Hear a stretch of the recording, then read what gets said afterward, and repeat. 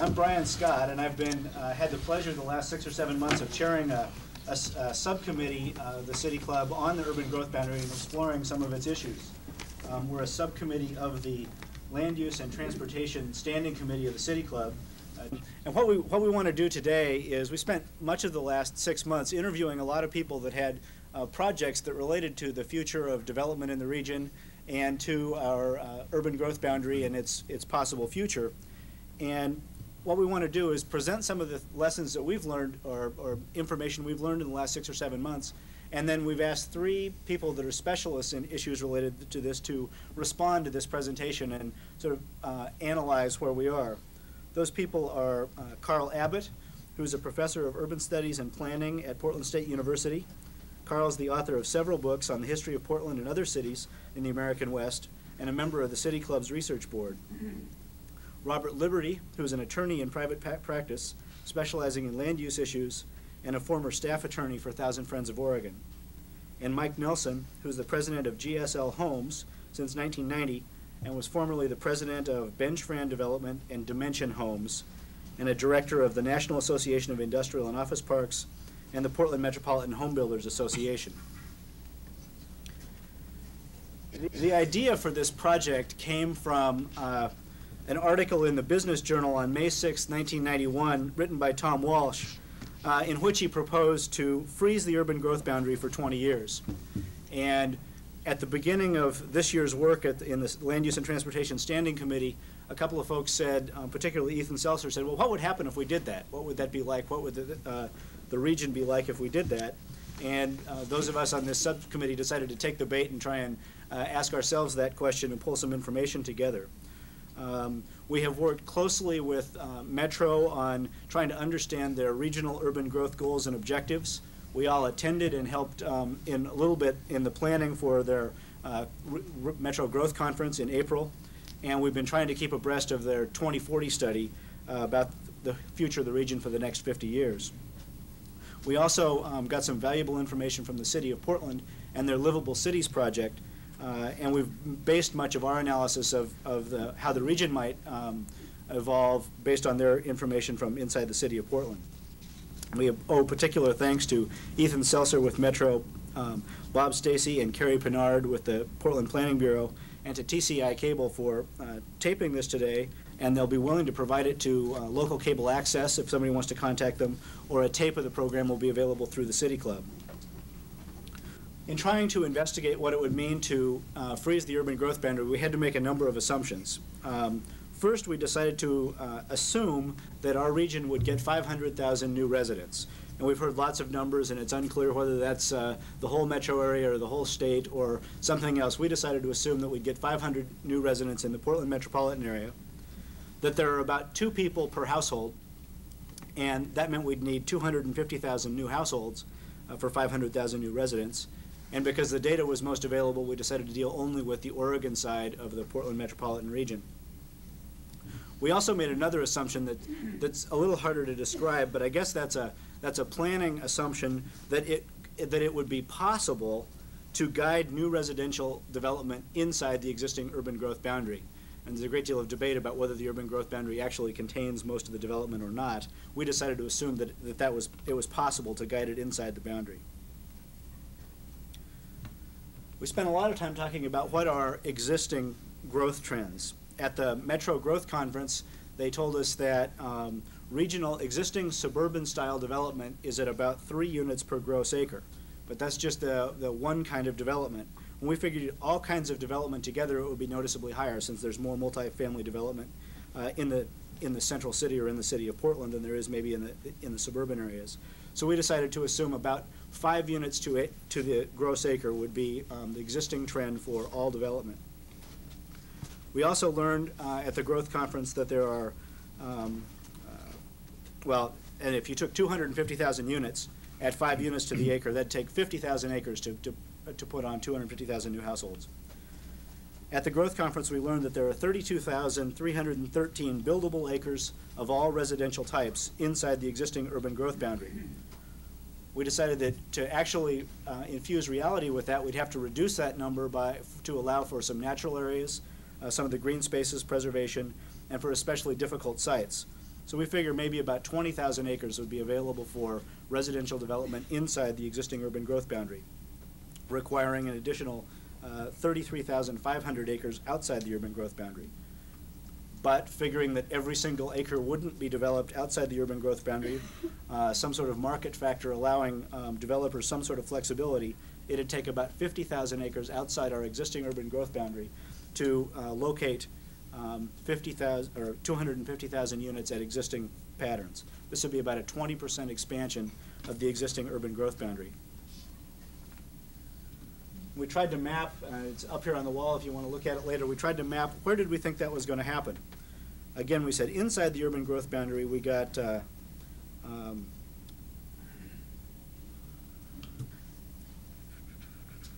we got 100,000 units inside the urban growth boundary. Therefore, 150,000 units would have to be outside the urban growth boundary. At 5 units to the acre, that'd be 30,000 units, with a market factor of 1.3 for flexibility in the market, 40,000 acres, and then allowing for some industrial, commercial, major institutional, and open space, it'd take about 50,000 acres outside the urban growth boundary, or a 20% expansion. And guessing existing trends, we thought it might look something like that. But what if we froze the urban growth boundary? What would that do for us that would be a benefit? Well, I think there are 4 benefits that came up most often in our discussions with people. There'd be benefits related to infrastructure efficiency, to transportation efficiency, to resource land preservation, and in inner city vitality. One illustration of the infrastructure efficiency is some data compiled by the Urban Land Institute and summarized by CH2M Hill that shows that the costs of developing infrastructure, that is sewers, water, schools, local streets, and storm drains, is something like $90,000 a unit when building on about 1 unit every 4 acres. And as you can see, going down as the density increases, if you built 30 units to the acre, it's only about $10,000 per unit for the development of that infrastructure. An illustration of benefits to urban transportation is a comparison of the United States to other bodies, again compiled or summarized by CH2M Hill. And the interesting thing I find, I've seen this slide used several places, the interesting thing I find about this is not that European communities are, everybody's taking transit. Transit is in fact still a low percentage in all of those things of all trips, but the big difference comes in walking and biking. People still using their cars a lot, but a huge difference there because of the density and the urban form taken in those cities. So a more compact urban form leads to some transportation efficiency. When you compare freezing the urban growth boundary to the 20% expansion that we said was required, it's clear that some preservation of resource lands, farm and forest lands, and natural areas would be a benefit of freezing the urban growth boundary. And finally, inner city vitality. One of the common problems for urban regions all over the country is that if all the new growth, especially the affluent new growth, is happening at the edge of the region, it's in a different jurisdiction than the inner city, and the new tax revenues are being gained in different jurisdiction than the inner city, where they may need the money for infrastructure development, affordable housing, and other issues. There was a pretty clear article about that in Time magazine a couple of weeks ago in the aftermath of the troubles in Los Angeles. But freezing the urban growth boundary wouldn't be all benefits. There'd also be risks. As we talked to people about the impact of freezing the urban growth boundary, the 3 risks that were most often brought up were to economic development, affordable housing, and green spaces. These may all seem obvious, but I'll state them. The economic development, if we constrain land, there'd be less land available for industrial and commercial development. Companies would make decisions not to locate, would choose other regions instead of the Portland area. If we constrain development inside the urban growth boundary, land prices would rise inside the urban growth boundary, threatening affordable housing. And finally, if all development or most development was forced inside the urban growth boundary, that those natural areas or green spaces that do exist inside the urban growth boundary would be further jeopardized. We'll come back to those at the end. And I think that our committee mostly found the most interesting thing was the trade-offs, and what we felt there was the least discussion about what would be the value choices or the character choices in our region if we did it. We found that there were 2 primary trade-off areas. First, in development character, and second, in what the neighborhoods would be like if we put 500,000 people inside our existing urban growth boundary. And it was interesting, Metro has done an extensive survey as part of their program to their 2040 study, and some summary data was available at the Growth Conference. And it was very interesting. People had strong preference. They liked light rail. They liked development primarily in already developed areas. They liked a lot of things that sounded like compact urban form. But when they were asked whether they liked suburban for all development, not just residential, if they liked suburban character or downtown-like character, their answer was absolutely ambivalent. About just as many saying they liked a suburban character as liked some sort of downtown-like character. Similarly, if they asked if they had shopping and residential uses mixed together, or if they wanted shopping and residential uses separated, again, the answer was very ambivalent with a very similar percentage favoring each kind. So clearly there'd be a trade-off related to the development character if we held things closer together.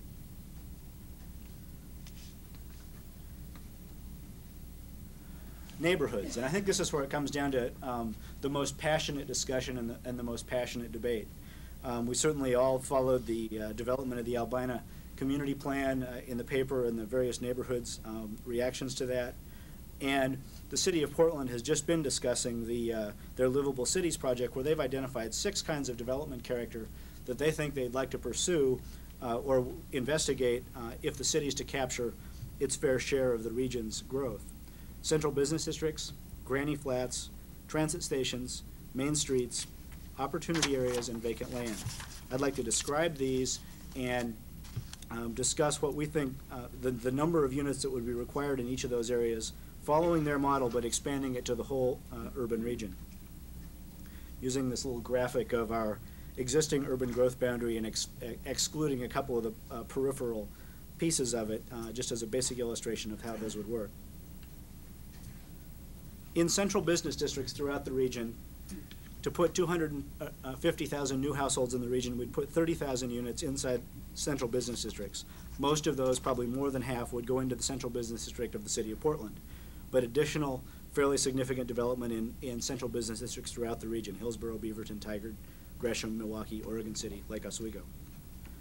What would those neighborhoods be like? Well, some of it would be fairly significant density, like along the South Park blocks that's at about 96 units to the acre as it's developed now. Some of it perhaps in the high-rise kind of development that's in the South Auditorium area. Probably more of it in moderate density, similar to the South Park blocks like at River Place. And in the smaller communities, probably more of it would have sort of a courtyard, multifamily character. 60,000 units would be absorbed into existing neighborhoods through the development of granny flats. To do that, to put in 60,000 units inside that region, it'd take about 1 on every 3 acres of residential development now. What's a granny flat? You all know, it's a apartment over a garage, an extra apartment in a basement or at the edge of a house. Really doesn't change the character of the neighborhood much, just gets a few more households living in the area. A new thing to Portland would be the development of significant residential units at transit stations. 60,000 units located at major light rail stations throughout the region. On this graphic, the orange line is the full regional rail system as it's planned, showing development at transit stations. We don't really have much of this in the Portland area now, but it's a significant housing form in Toronto, a city that a lot of people talk about as one that might be a model for Portland. And with this fairly high density residential located at significant stations. These are all in Toronto.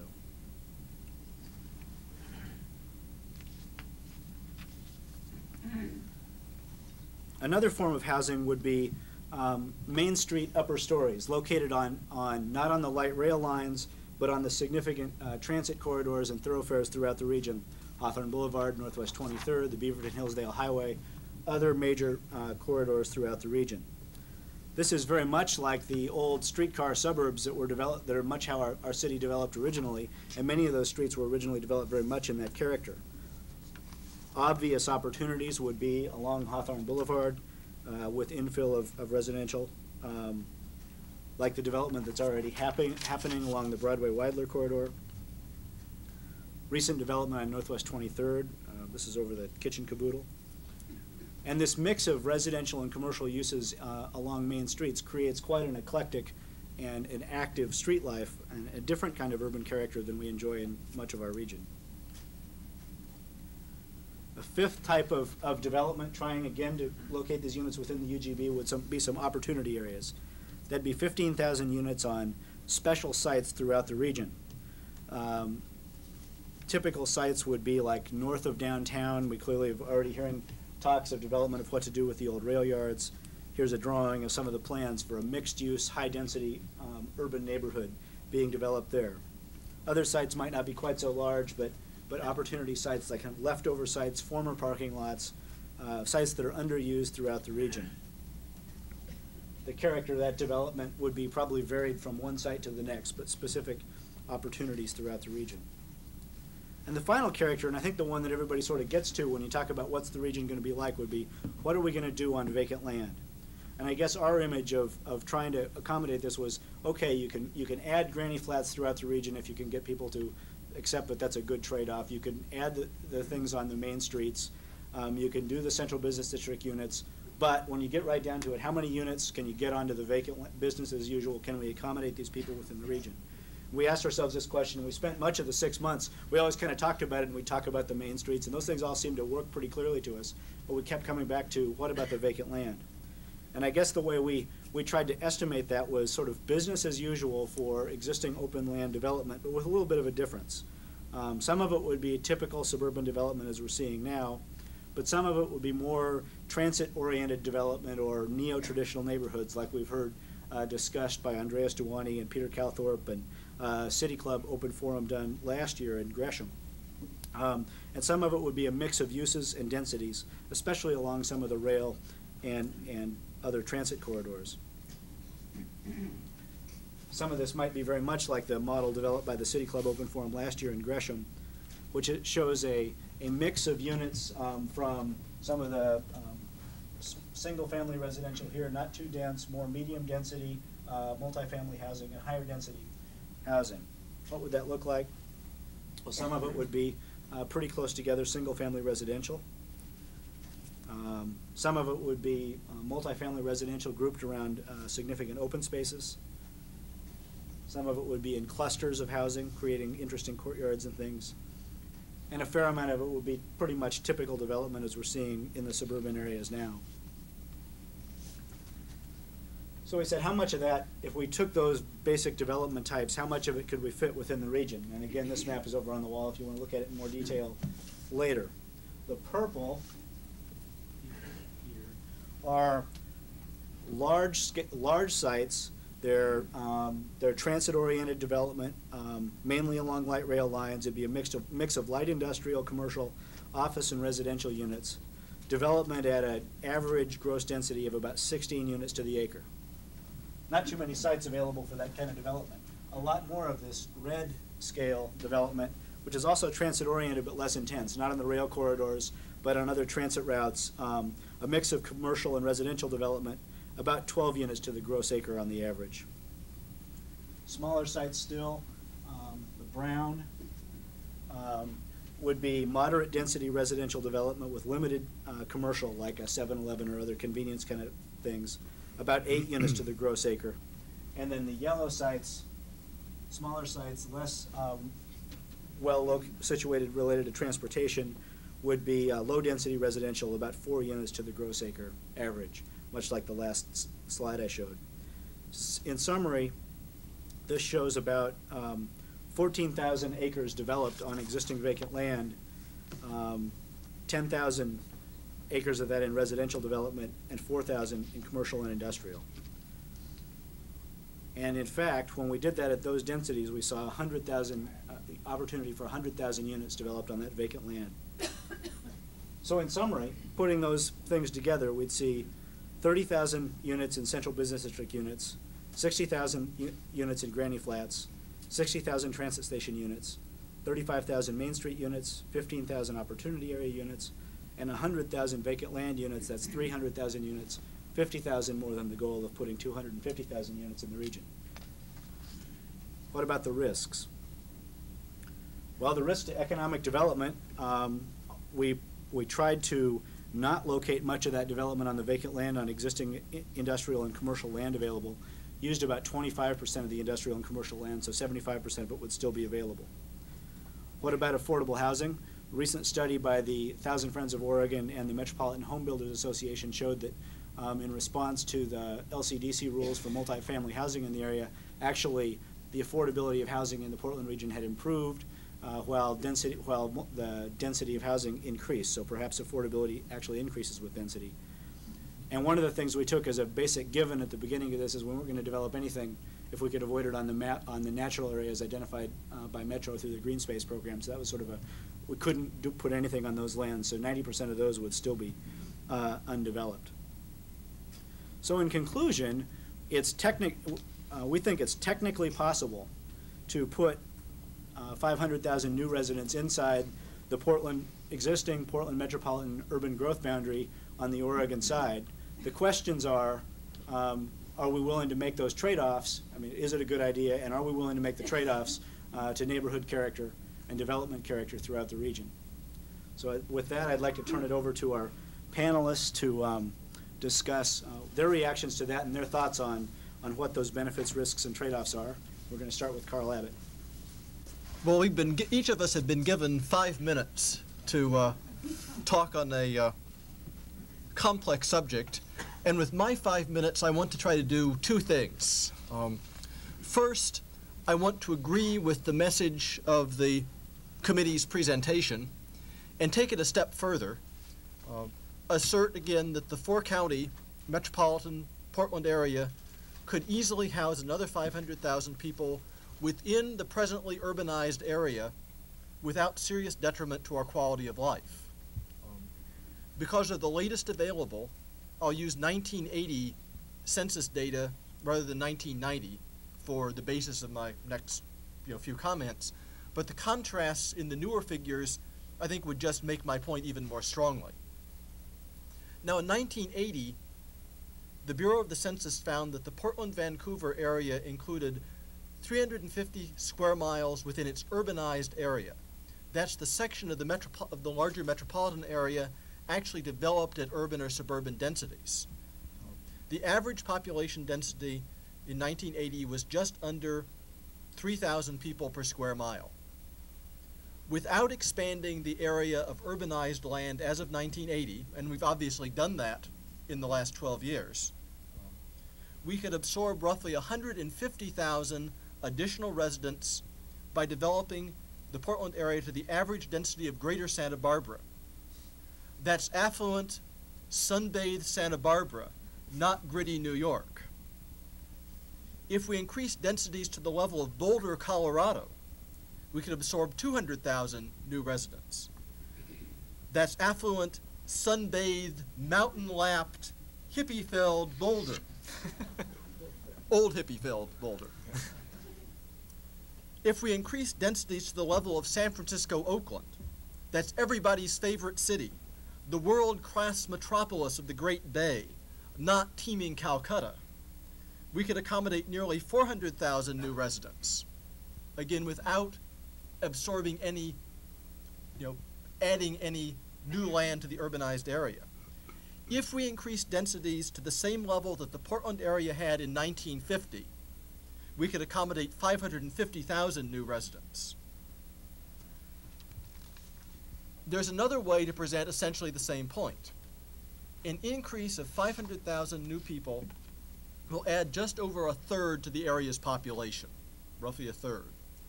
That's roughly the percentage difference in density between bucolic Laurelhurst and pulsing urban Irvington. A difference accounted for almost exclusively by low-rise apartments and duplexes. I'd suggest that to move from Laurelhurst to Irvington is not to move from a livable density to an unlivable density. That's the percentage change that we would be talking about. The conclusion then to this part one of my comments, in terms of acceptable environments, we could, in these measurable terms, accommodate urban growth within the urbanized area or more broadly within the urban growth boundary if we so desired, without destroying the livability of the metropolitan area. So that brings me to my second point. The problem with increased density is not density itself, is what I want to suggest.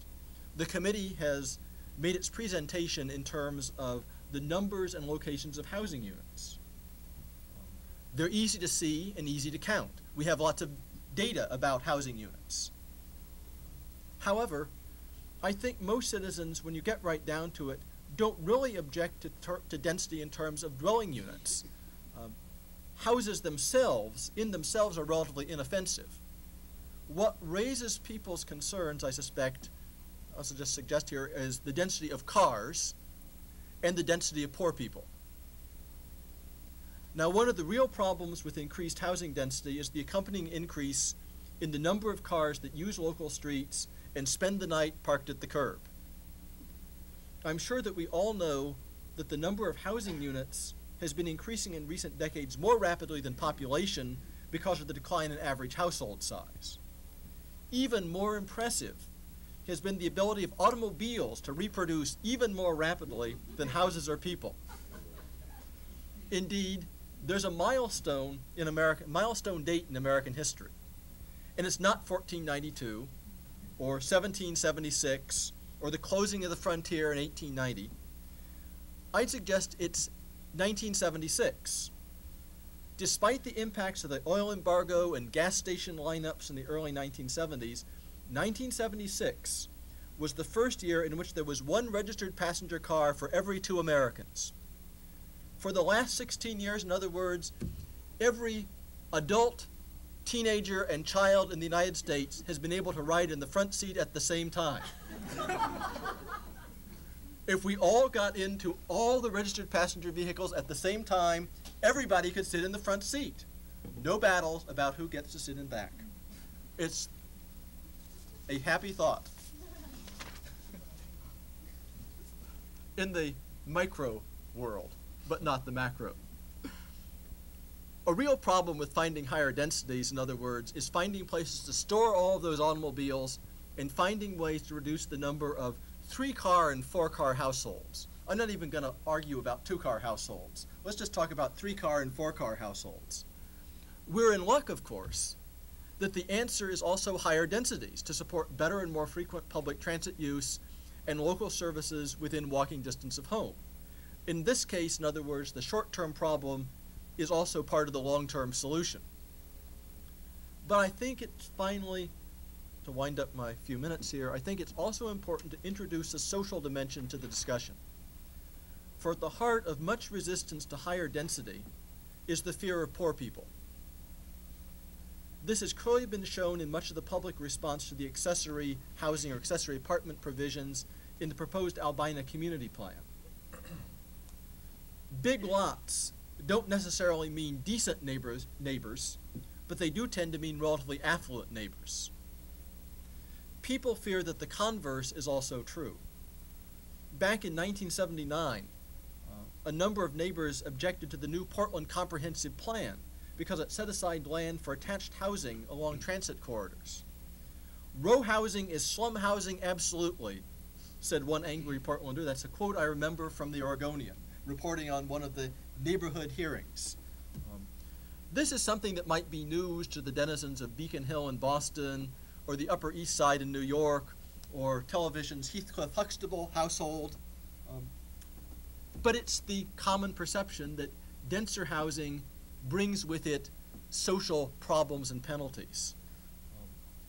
Since poor people have to live someplace, I think we can assume, the solution is to revisit and reemphasize the fair share housing principles inherent in Goal 10 of the Oregon planning system. That's the goal that requires that every jurisdiction zone its land so as to be able to accommodate a proportionate share of Oregonians at different income levels. If we follow this principle strongly and consistently, we substantially erode the spatial dimension of social segregation. We also have the very substantial economic and social benefit of bringing workers and jobs closer together. To the degree that we have or can eliminate exclusionary zoning and large lot and low density development in these social terms is inherently a form of exclusionary zoning, no matter what the intentions of the residents may be. you can also eliminate one of the great social barriers to higher densities. In other words, the issue of density is often approached as a problem of geography and economics, which it certainly is, and which is the way the committee, presented it. I'd say it's just as much an issue or a problem of community. So with that, I'll turn it over to another perspective. Mike Nelson. I really appreciate the opportunity to speak today because I've seen other cities up and down the West Coast and some inland cities that have not bitten the bullet yet. This forum and many, many more forums like it for probably the next number of years are going to be necessary to explain to the people, to the citizens, exactly what compact form means, exactly what threats or non-threats there really are. I would propose to you that there are no threats in compact form. As you saw from the slides, it gives us a chance to use our urban services much more efficiently. And there's no doubt that we are going to be more and more compact as time goes on. The urban growth boundary is frozen right now. Take it from one who has tried mightily to change it in the past. It is very difficult to change the boundary. So when we talk about a 20-year freeze, I don't know that we need to talk about time spans in freezes because we are in effect already frozen. The urban growth boundary, or the topic of our discussion today, is based on 500,000 people. That may not happen for 30 years. It may happen in 10.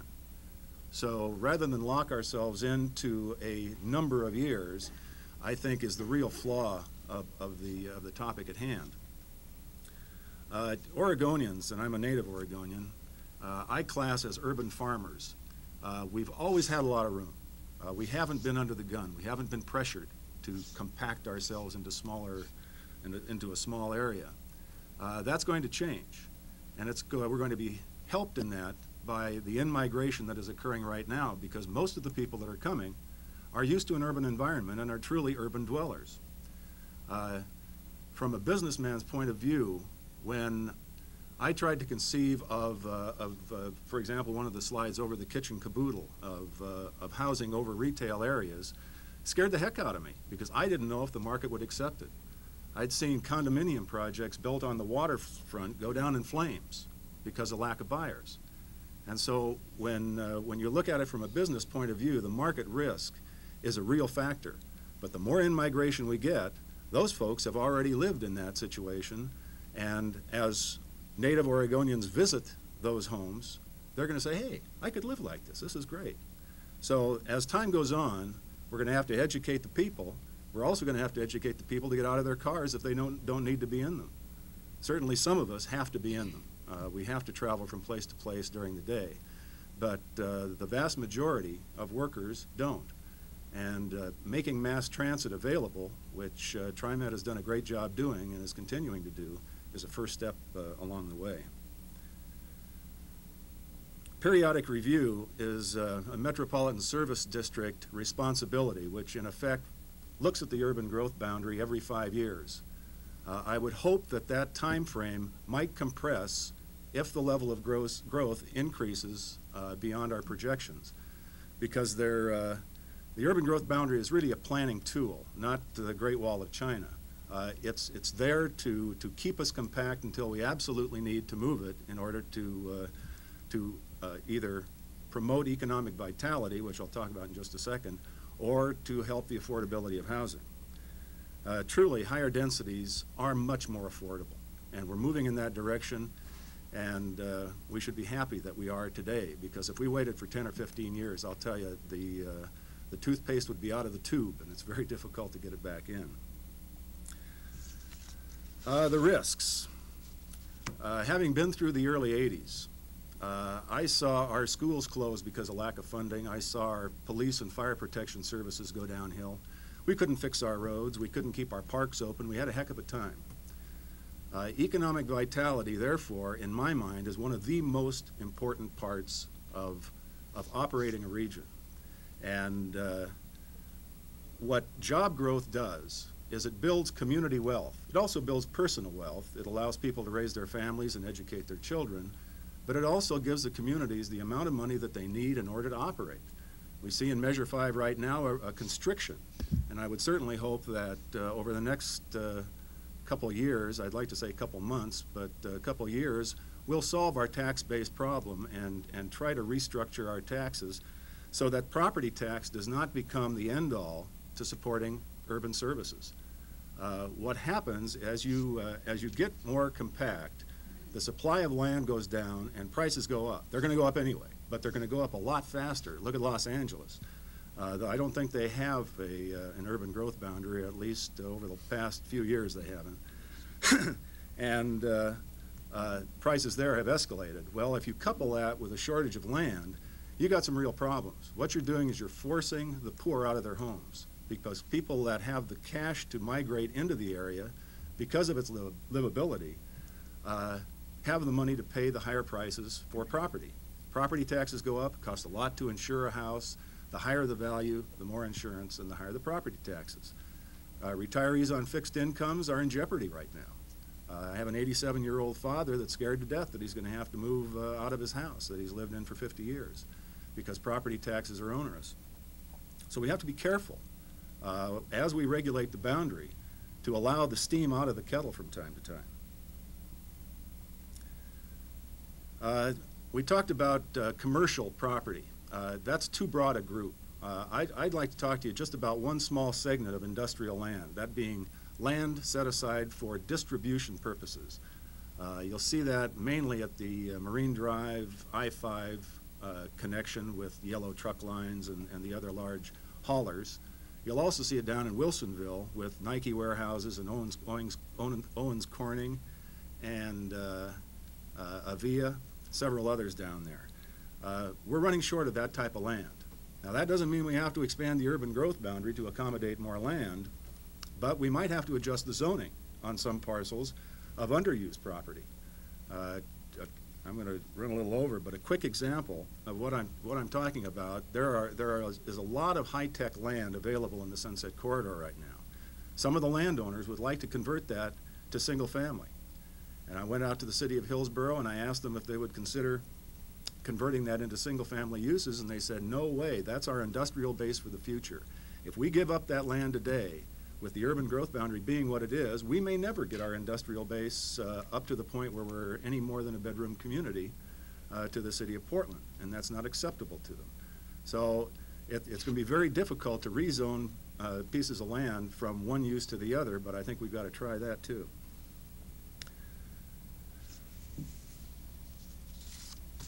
Housing affordability. I don't see a big problem with housing affordability here. Housing prices are going up. They're going to go up no matter how much land you have out available. Land cost as a percentage of house cost is pretty small. However, a lot of the acreage that you saw on the slide in 50-acre or larger parcels may be constrained in a number of ways. First of all, it might be real steep. Now, you can still build houses on steep land, but you can't build small lots on steep land. You have to have larger lots to give the house a place on the steep slope. We might have some wetlands on the property, and we have to watch out for those and protect those.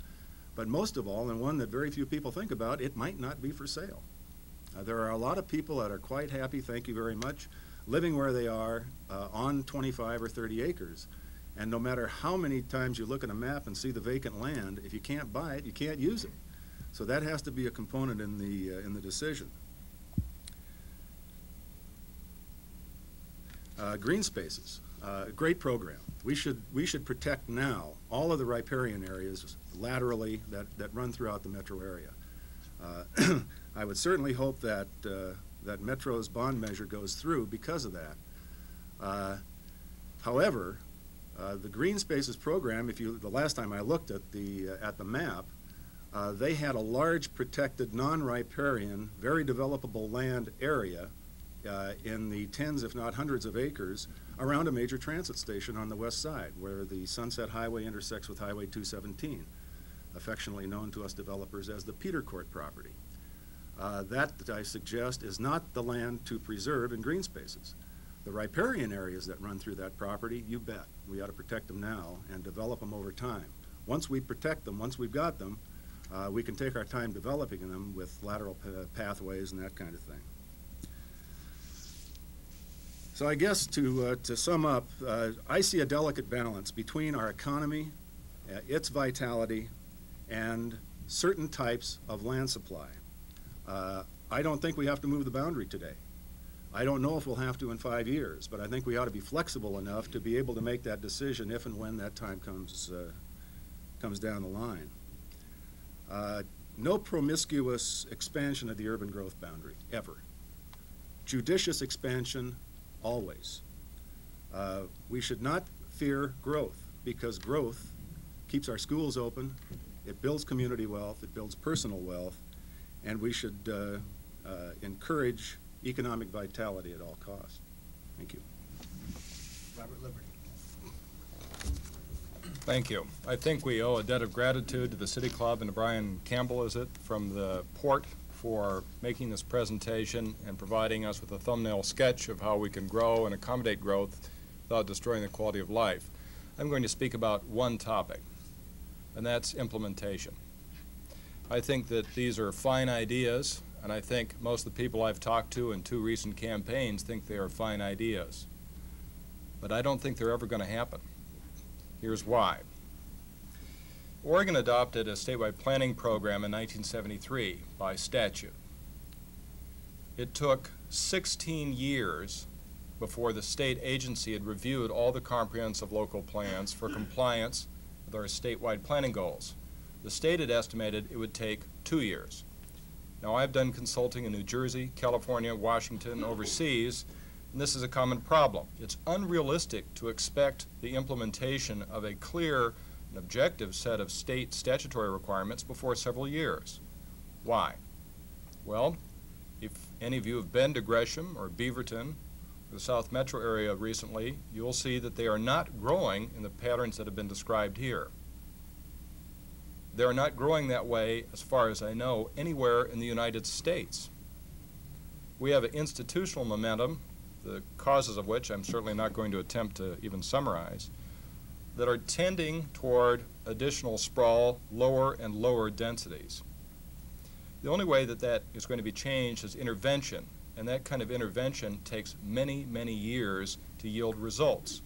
Now, there is a kind of skeleton conception of implementation in our region, and that falls within the authority of Metro. Metro, as far as I know, is the only regional entity in the United States which has statutory authority to direct local governments to change their plans. Now, the kind of patterns that you saw will require significant rezonings, not just upzonings in certain areas, but rezoning from commercial to industrial, from industrial to residential, and so forth, and significant changes in design. Why? Well, because if you have to walk across a half-mile parking lot from the bus stop to get to the plant outlet, you're not going to take the bus. That's a design issue. That's not a regional allocation of growth issue. So we have a whole slate of changes from the regional level, where if we have more of them, are we going to put additional regional shopping malls? Are they going to be auto-dependent, or are they going to be dependent on rail? Where are we going to focus jobs and trips? Are those going to be dependent only on automobile, or can they be served by bus and by light rail? All those issues require major changes to the 27 comprehensive land use plans in this region. And if we judge from the Oregon experience, this takes 10 or 15 years from the date in which, let's say 10 years from the date in which you've drawn the line in the sand and said, now you must make these changes. So we're talking about 10 years minimum if we were to start today with some clear set of objectives.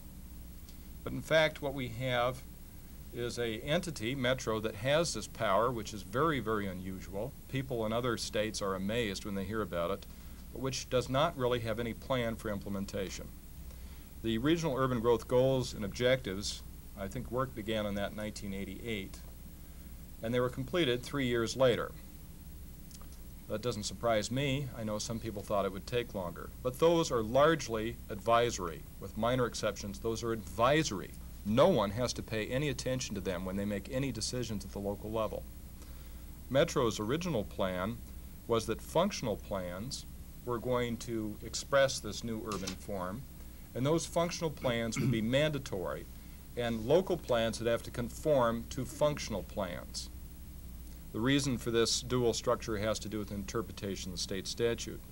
So first there would be the RUGOs, then functional plans, and there is one in existence now, the Regional Transportation Plan, but it largely reflects a kind of log rolling consensus on everyone's different highway projects and road projects in the region. It certainly doesn't reflect the image of the future you saw projected on the wall. But other than that, there aren't any other functional plans in place now. So there would be RUGOs, functional plans, and then amendments to local plans to conform, and only at the end of that process would the actual development of land or the construction of roads be affected. That is going to take a very long time. And Metro, as far as I know, has not budgeted anything over the next 3 to 5 years for functional plans other than the maintenance of the Regional Transportation Plan. At their meeting in September last year, the idea of having some performance benchmarks was bruited about, targets for density or for air quality or for mode splits. That was rejected. It was suggested that they provide at least an advisory review of projects of regional impact. For example, Troutdale, the mayor of Troutdale, has been pursuing for some time now the location of a regional shopping mall in Troutdale, which would be fed from Interstate 84. That's in direct competition with TriMet's plan to have a shopping center in Gresham served primarily or largely by light rail. Metro didn't even intervene in that dispute. Councilor Gardner did write a letter personally, but the council was not involved. The idea of even having advisory review of projects of regional significance was rejected. Finally, it was suggested that there ought to be a deadline for implementing all this. No. So we have no budget, we have no schedule, we have no performance guidelines. If you want to see what the future is going to be under this current arrangement, go to Gresham or Clackamas County, because that's what the future will be. This is not going to happen by consensus. It didn't happen in the state level, and it will not happen at the local level. So that's a relatively bleak picture. Oh, I have to say something about Region 2040, because you've heard of it. That's a fine idea, presenting to the citizens these ideas and other alternatives. But it is not a regulatory document. When the Region 2040 plan is done, it's, as far as I know, not going to be a plan that anyone has to follow. It's another set of nice ideas. Advisory planning has been used across the United States for the past 75 years, subject to local control and case-by-case decision-making, and the product is California and Washington State. It doesn't work. So there are going to have to be some substantial changes if we're going to realize this vision. Speaking as also a native Oregonian who already lives in a fourplex in a high-density neighborhood, I don't find it a very frightening prospect at all. What will we have to do? Well, about 100 years ago, there were 4 cities, which are now Portland, St. John's, Albina, and East Portland. They were consolidated. Even though I grew up in this city, I think Portland is an anachronism. All the energy that it takes to implement this vision is going to be dissipated in fights over turf. And if you've been to some of these meetings, or you went to the meeting in September, you saw that loud and clear. Local officials do not even hesitate to say, you can't do this because it infringes on our power. They say that before they say anything about the merits. So perhaps it's time for Portland to cease to exist. Maybe the City Club needs to be the Metro Region Club. But having 27 jurisdictions, each with their own bureaucracies protecting their own budgets and their own established ways of doing things, and trying to have a regional framework, I think, is probably impossible. And we need to do what we did 100 years ago and consolidate. The second possibility, that may seem remote, but I think it's time to talk about it, is a binding referendum on these alternatives. Now, Metro can do that. That is, send it out to the voters. It will make it very hard for the mayor of Lake Oswego or the mayor of Gresham, 2 people I picked merely at random, to say that Metro has no right to be poking their nose into their business when their own voters have said, this is what we want. And I can assure you from going door to door, people don't give a damn who's in office if they get the results. They may say they want local control, but they can't even name their own mayor. They want results. So I think that if the people have a chance to vote, perhaps even with a kind of a brochure saying you can have this model or this model or this model, and after we've gotten over these fears about what higher densities mean, then I think we can undercut this turf protection, which will be an obstacle to reform. There's two other more minor reforms that I think would be help in this achieving this vision. First is regional tax pooling. Might give you an example, but there's many others. Troutdale's another example. Every city has to have all this commercial industrial development because they think it'll offset the property taxes, which are imposed on residences, which are unpopular. If we pool the tax base, we get rid of this competition for commercial and industrial facilities. The second smaller reform, perhaps more difficult to achieve, is campaign funding reform. Across the United States and in Oregon, the primary contributor to local campaigns, maybe not necessarily always a majority, but the largest group, is development interests. Now, people like Mike Wiley have an interest in a new way of doing things, but many people are conservative, and they prefer to make money in a way that's comfortable to them. That's natural. And they will continue to give money to candidates that assure them that they can continue to make money off the existing development pattern. We need to fix campaign reform.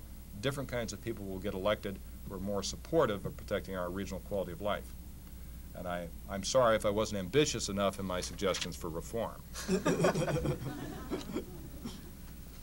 Okay, well, my thanks to the panel for their interesting discussion.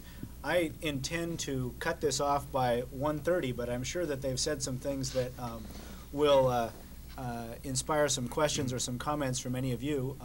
And for the benefit of the tape and the TV, I will rephrase a question. Do you factor in individual trends in home ownership and income, economic trends, income and home ownership into these factors, and what do they portend? Robert. Well, yes, that's what you try to do, but forecasting those factors is extremely difficult. When the housing rule for the metropolitan region was adopted about 12 years ago or 13 years ago, the target was 1/2 of the new units had to be multifamily. People said that's ridiculous, no one's going to buy that. People won't buy those units. Well, we met that target on the regional level. Actually, I can't claim credit, I'm not a builder, but the builders met that target, and not everyone got rich, of course, but there seems to have been a market demand for it. So in that case, if the forecasts, at least some of the forecasts have been listened to, we wouldn't have set that target, and we wouldn't have accomplished as much as we already have, and we have done a lot in that regard. I think we should give ourselves credit for that. Mike. A lot of the jobs that we've added in the past decade or so have been jobs that simply don't support home ownership at its present level of expense. Therefore, more and more multifamily projects have come into existence and have really filled a definite need. And I think you'll continue to see that. That's why if we are going to stimulate job production, I would like to think that we would stimulate it in non-polluting industries and industries that will pay a living wage to allow people to choose what lifestyle they have. Robert, if we froze the urban growth boundary and did not increase density to allow 500,000 units but only 100,000, what do you think would happen? Well, there's a couple questions in there. One is a question of values. Is growth good? I guess I have a lot of skepticism about that. I don't think we're going to solve that until we have a sensible population policy in this country and other countries. And I think that's the root of a lot of environmental problems, and that's why when I was 16, I joined Zero Population Growth. Fortunately, the state of Oregon must honor the U.S. Constitution, and people will be able to move here. So they can move inside the boundary or outside the boundary. I'd rather have them in the boundary. I also think when people talk about the quality of life and associate that with suburban-style development and commuting, that they are paying a very high price in quality of life if they're spending 2 hours in their car. That's not spent at work, producing. It's not spent with the family. It's not spent in recreation. That's another price of housing that people don't think about. So I guess the answer is it would be nice if we could turn off the population bomb. We can't. Given that growth is going to occur, I'd rather have it compact in the boundary. Yeah, I'd just like to raise one other factor that we haven't talked about, which is household size. Household size has been, for much of the last generation, average household size has been declining for a variety of social reasons, which is has been one of the drivers of the expanding number of housing units that we've been demanding and consuming. 1990 census data are going to show that the decline in average household size nationwide has essentially bottomed out. And in fact, we may be, for a variety of reasons, including very large-scale immigration from abroad in the United States, be seeing an upturn in average household size. There may be other social factors that are involved. I suspect we pretty much wrung out the issues, the factors including increasing lifespan for the elderly, changing family structures. We may in fact see some reversals of the household size issue. If we were to add one person to every single family dwelling unit in the Portland area, one innocuous, well-behaved 7-year-old to every single family house in the Portland area. This is highly hypothetical. This is indeed a hypothetical.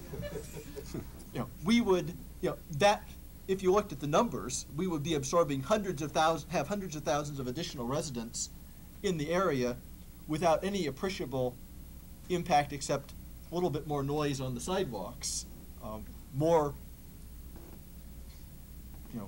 big wheels to trip over and a few things like that. But otherwise, we wouldn't notice an increase in our population.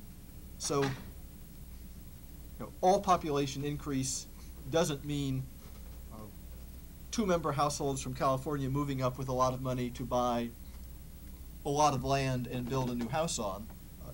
This can be, there are a lot of different factors which may be involved in the population increase, including some of the demographic shifts in the racial and ethnic composition of the Portland area, which may have impacts on family size. So there's a whole demographic dimension that none of us have really factored in yet, but we need to think about. I would say that if you really wanted to reduce population, judging from Mike's story, we need to support cloud seeding during the summer to deal with our water problem. Many people have commented that rainfall is our best urban growth management tool. Question 2. The question was, hasn't the urban growth boundaries integrity been compromised by the existence of large lot subdivisions on the perimeter? This is an issue I started to work on in 1982. Statewide, there's 800,000 acres of land zoned for rural residential development. That's an area 2.5 times the size of Multnomah County. It's about the size of Marion County, 1,200 square miles. There's thousands of undeveloped lots. Around the southeastern perimeter of the urban growth boundary in Clackamas County, there's somewhere between 30 and 40,000 acres of this. There's 22,000 acres of it in Washington County. Now, some of this land is already partly developed. A lot of it is not. The development that is occurring now is generally at very low densities. The issue about what to do with the land on the perimeter has been one that's bedeviled, I hope it's bedeviled LCDC for the last several years. Recently, Metro has gotten interested in this again, and they did provide some leadership in the early 80s on it. And the Land Conservation Development Commission adopted a urban reserve planning rule that may address it. I happen to think that that effort is extremely weak and that there are fundamental problems with having the urban growth boundary where it is, unless there is either an expansion to include the areas that aren't in farm and forest production that are already partly developed so they can be urbanized, developed at urban levels, or there has to be a severe limitation that doesn't now exist in the amount of development, one house per ownership, for example. I think this state level tried to grapple with this, and I think the result was that they bowed to pressure, and what we have is a lot of process that won't be implemented in an effective fashion. So we will have a lot of growth on the perimeter that's neither rural development nor urban development, but sprawl development that'll be auto-dependent, that will destroy resources, whether it's farm or forest land, and I think that's a very serious problem. Okay, I'd like to thank all of you for coming and joining us today, and could we have a hand for the panel in there? Yeah.